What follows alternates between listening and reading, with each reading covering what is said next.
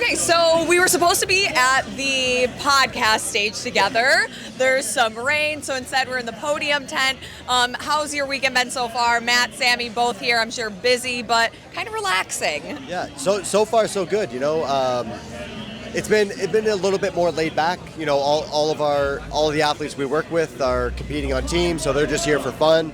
I don't think we have a crazy amount of commitments. So, yeah, we're just having fun. We're just enjoying a little bit of Miami. Typically, it's a little sunnier than this, but we have daily workouts that we're doing for over at the Noble store in town, and mainly just trying to connect with some community members and some of our members through that are on our app. And other than that, we're just enjoying Wodapalooza. You guys have been in Vermont for 2 years now, about 2 years. You guys are traveling all over the place. It seems like you never have that house to yourself. Do you even remember the last weekend that it was just Matt and Sammy?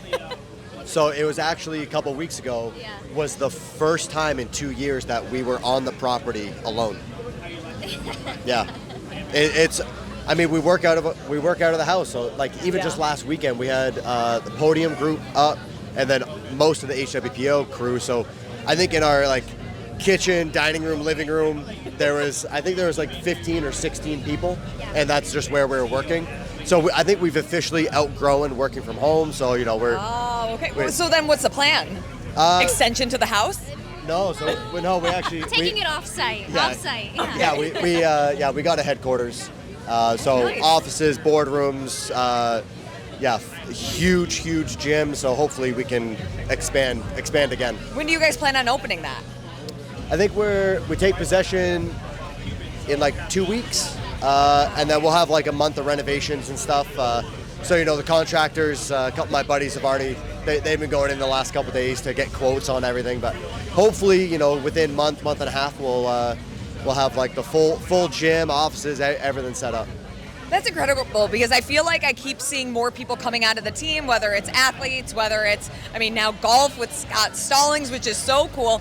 First, who's better at golf now that you guys are both out there playing?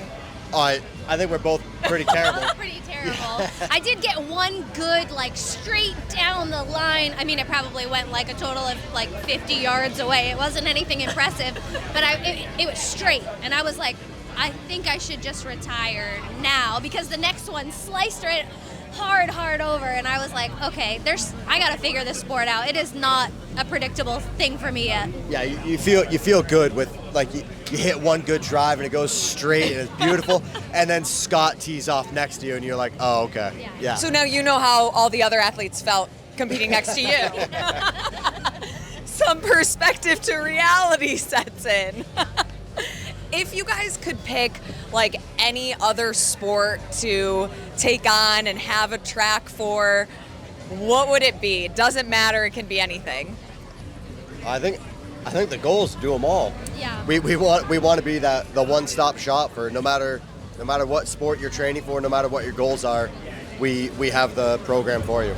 I think too, the nice thing about anybody within the CrossFit community, we're all super passionate about what we know, which is CrossFit, but you also look at what other sports are doing. They're training.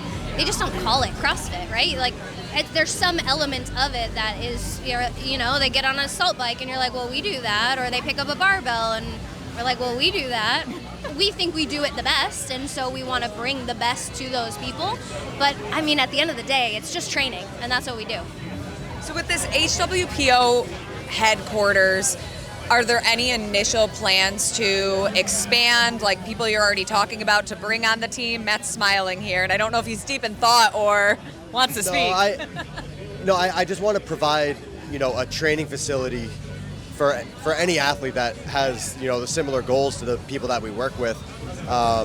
The common problem is, people train out of affiliates and, you have to coordinate around class times and everything like that. And we're trying to create a place that, it's just for people competing. And it was right after the games, I had a couple games competitors ask me if they can move up to Vermont and if I would coach them. And I had to say no, exclusively because we didn't have the space. And that just hurt, and so I said, okay, that's the last straw. I'm not going to miss an opportunity like that again. So we went to the market and made sure we found something that worked. I'm very excited because the way that it works now is so we live above the gym at our house. And every once in a while, we'll be in the kitchen, dining room area, and somebody's working out downstairs, and we hear like a plate rattling. And so we kind of play this game of like, where is it the cup? And you kind of like shake a shelf, and you're like, okay, the cups are fine. Or you pull out the dish drawer, and you're like, where's the loose dish that's shaking? Has anything ever like broken in the kitchen because of that? No, nothing's broken. It's just that like a little bit of annoying rattle that you hear, and you're like, I gotta find it. Where's the dish? I remember our old house when you did a weightlifting cycle. Yeah. It was, I was taking time off. It must have been after a competition. And so I was in the house and I thought the house was coming down. And so I ran out to the garage and Sammy's just sitting on the bench and there's 85 pounds on the barbell. And I'm like, are you okay? What happened? And she's like, nothing. I just did a clean and jerk and dropped it. I was like, I thought the house was coming down. And Sammy was like, yeah. Because she's really strong. She was like, imagine how I felt when you're spiking 365 from overhead. Yeah. She was like, the house was actually coming down. It's just the reality of training out of your home, which I'm sure there's a lot of people out there that can relate to that with home gyms. And but yeah, it's exciting to have another space for not only us, obviously, to keep our home have a little sacred space at home, but for our people. You know, we have employees that are coming to town that they're walking through our house, and you know, we don't want people to have to tiptoe when they're at work. We want them to just show up and do their job. Or the athletes, it's like we want them to just feel comfortable of like that's their space versus they're coming into our space. Is there a certain like balance of chemistry that there needs to be, especially like right now working in such close quarters? Sammy, I feel like you're the mom of everyone and like trying to organize everything going on, but like with the athletes, with the workers, I'm sure there needs to be some kind of balance to like make sure the vibe is right. There is no balance. Well, I'm actually, you're right, there's no balance. But in terms, I think what you're saying, like we're really fortunate to work with good people. Yeah. And so the balance is that the people that we work with are all respectful, they're hardworking, they work the way that we work, and we hope that we just set a good example, and then our people show up the way that we show up. And so, you know, this is our baby, but also we want them to own it for themselves as well. That's the athletes, that's our employees, all of that stuff. So I think in terms of balance, it's like we hope to just attract like-minded people. That's our members, that's our employees, that's our athletes, all that stuff. And then that helps. There's no work-life balance. But in terms of like all of the people coming together, there's great synergies with the team that we have. Yeah. Okay, so if there were some kind of work-life balance and Sammy and Matt were gonna plan this amazing vacation, it's just the two of you, cell phones off, computers off, where would it be? Are you guys working on it right now? No, we booked a vacation. We're going to Hawaii from here. Mallory's coming with us. Mom, Dad, and Mal. Oh, we were like, we gotta teach this girl how to relax. We need to just show her the way. So she's coming on your romantic vacation. Our firstborn child, you know? Oh my gosh. That must be so fun though, like having this bond with her and watching her grow up and now taking family vacations with you guys. We were, you know, partly for us, we were like, okay, we really need to take a break before the season starts. And, you know, it was kind of like the games ended, but that was, you know, once we had free time after the games, it was like, let's go on a Europe tour. Let's do all the things for our community and things that we haven't been able to do because the season took over. And so then it's like, oh my gosh, if we don't stop now, this season's just gonna come. And so yeah, it was like we have to take a vacation. And then we're also like, well, we can't leave Mal unattended. And we're like, well, we'll just take her with us. Okay, do you guys have any excursions booked, or what's the plan? Just sightsee? We do actually. Oh, we we're do. gonna do like a tubing. We did it one year when we were there for the Hawaiian Trail Run one year, and it was kind of like these like cave tubing. It's like a lazy river tubing. Natural, natural. river. Yeah. So we're gonna do that. Some snorkeling, some beach, some pool, you know, whatever. Okay, so before we get to that, obviously we're here in Miami, Florida for Wodapalooza. Mal, Katrin, and Annie. Obviously, Katrin and Mal train together now. Annie in the mix. Has she been working out with you guys a little bit, or like how did that team come together? No, that was just them. I think Katrin asked Mal, like, hey, Annie and I want to do team. Cool. Do you want to join? And Mal texted me, she's like, hey, can I do team? I'm like, that would be amazing. Yeah, that would be so much fun. Go have fun, just do a competition where there's nothing at stake. Just go have fun, build relationships with the people that you train with, get to know everyone a lot better. And they're just here for fun. Yeah. Was there an original plan, like to have Mal compete at Wodapalooza, or it just like organically came together? No, it was just organically came together. After the games, like we're trying to teach Mal how to take a little bit of time off after competitions and stuff. I think she takes after you, even though you guys are not related. Yeah. What has the energy been like since taking on Katrin and also Amanda recently? It's been fantastic. We had one trip where everyone was out at the same time, and we had a bunch of our coaches in town, so everyone got like a lot of one-on-one specialty time. But it was just the group just meshed so well. That's nice. We had Katrin, Amanda, and Mal and Jay all together. But it was the three girls they just clicked so well. It was just great to see some smiles in the gym, because we're so used to games training, and it's like it's very serious, it's high stakes, there's a lot on the line. So to see Mal, training with a smile and just joking around in the gym, it was so refreshing. And I know Mal's she's the only athlete that's full time with y'all, right? Right now. Yeah. Living in Vermont. Yeah. Okay. But plans once this expansion happens to take people full time that plan to move to Vermont possibly? Yeah, right now it was right after the games. I had some athletes that I've known over the years. I have a ton of respect for them, and they asked, and I was just like, I'm sorry, like we literally don't have the space, so once we have a full established space and we can just kind of give athletes keys and be like, all right, this is your space now, do what you want. I'm sure we'll have more people that show interest. Right now we don't have anything in the works, so kind of hoping if you build it they will come. But we'll see. When it comes to Katrin and Amanda, how did that conversation begin, taking on more athletes to train with you guys?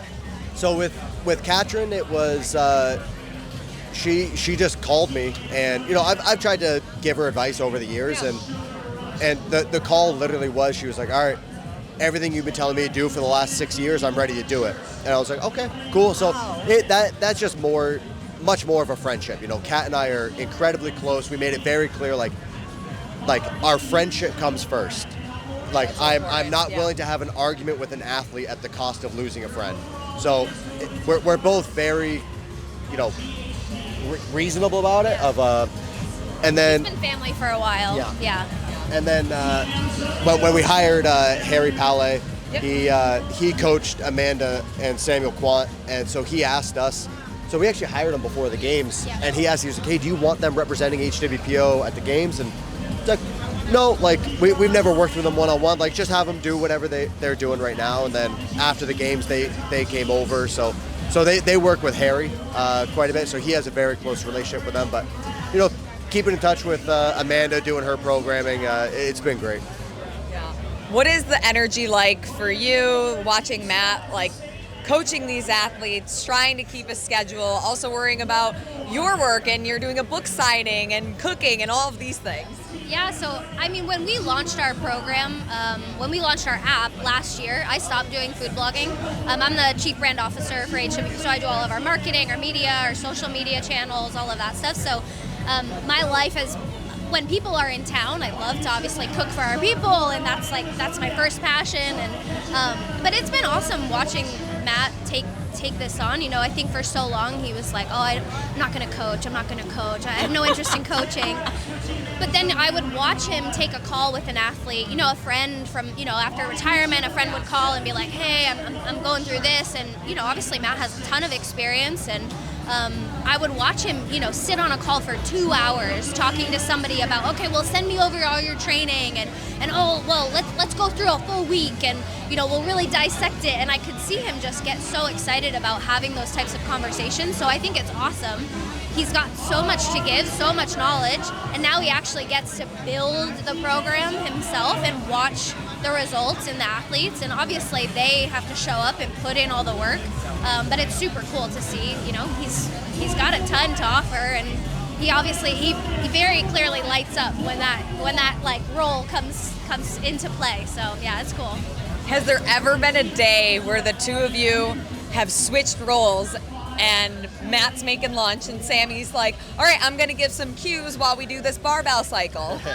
Not so much that, but you know, like the day that Matt was explaining where there's like, you know, the team is all there and I'm in meetings and, you know, Matt at one point in the day, he was kind of like, okay, well, no athletes are training. My programming is done. Like, I don't really have much going on, and you guys are clearly busy. It was like he was over there making coffee for everyone and filling the dishwasher and was like, oh, should we order pizza tonight for dinner? And I was just like, oh my God, I love you. Yes. I'm like, this is great. I'm busy over here. And he's just like, where can I fill in? So yeah, that was great.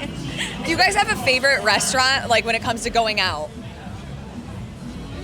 Not There's not a lot of really. great restaurants. Yeah, there's like a couple There's a few. in Vermont. I mean, a lot of times too, we have a group of 15 in town. It's hard to, you know, they're all plan small that, mom yeah. and pop shop kind of restaurants. So we do a lot of cooking. Yeah, so but- when you roll up with the crowd of 15 people, there's usually not seating for it. So, Yeah. you know, but that's something that we like to do. We like to host. So, you know, even stuff, you know, we made sure that when we moved into our new place, we got a table that could seat 10 people Yeah. because we have it all the time. So we just try to create our house, our home, our gym, just welcoming and just more the merrier.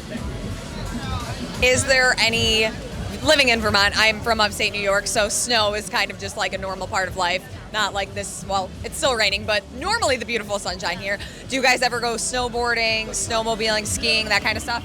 Oh yeah, yeah. We started. I haven't skied in probably 15 years. You know, I was an avid skier when I was a teenager, and then when I moved to the Olympic Training Center, it was a very strict no skiing. And then once I got into CrossFit, I kind of put that rule on myself, and so once I retired, you know, Sammy bought some passes, so we went in, got all our gear. So yeah, we try to get up like once a week during the winter. Once a week? There hasn't been any snow, so we left, and it was cold when we left, but there was no snow. Yeah. And you know, for us, like we have friends that are going skiing even with the limited snow, but with our limited time, I'm like, I'm a fair weather. I'm like, I don't have a lot of time. I'm not going up for 3 trails. Like I want to have like a good solid day, hit trails all day long, and then so hopefully when we get back in more like February, we'll have some good solid days. One final trip to Hawaii, relax. On the slopes with a tan, that's how I prefer it. Yeah. It'll look a little bizarre, but like you'll know, it'll feel good. Well, thank you guys so much for sitting down with us. Sammy, you have your book signing now.